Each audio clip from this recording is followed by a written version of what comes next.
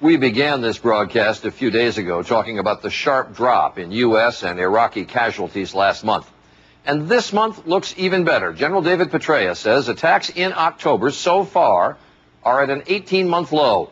Even better, he can now travel safely to some areas that might have been problematic just as early as this summer. Our MIGUEL MARQUEZ traveled with him to one of those areas today. How are you? Salam alaikum, Haji. Like a politician running a grassroots campaign, General Petraeus came to the dusty little town of Jadidah to shake hands, listen to local concerns, and build on what he calls the momentum of the surge. There certainly are still some challenges in this greater area from Al-Qaeda and from some militia extremists, but they've made quite a bit of progress here. Progress due in part to this young local police force that is working with the Americans to keep the bad elements out.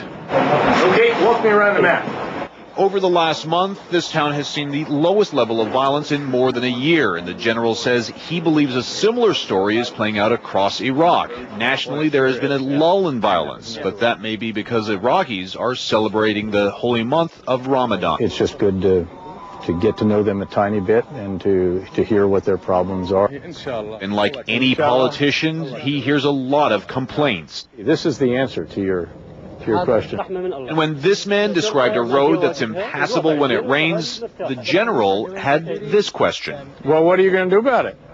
What are the Iraqis going to do? Undeterred, the man had another complaint. Yes. Is this the generator right here? The town's generator produces only a few hours of electricity a day. But now it's electricity and some other needs that they have, and that's good. That's would much rather focus on that than on continuing fighting. The hope is to win Iraqis over, literally one at a time. The general coming to this small town just north of Baghdad, hoping to encourage both the U.S. forces and the Iraqis here to capitalize on the gains they've already made. A military campaign showing some success, a political campaign in full swing.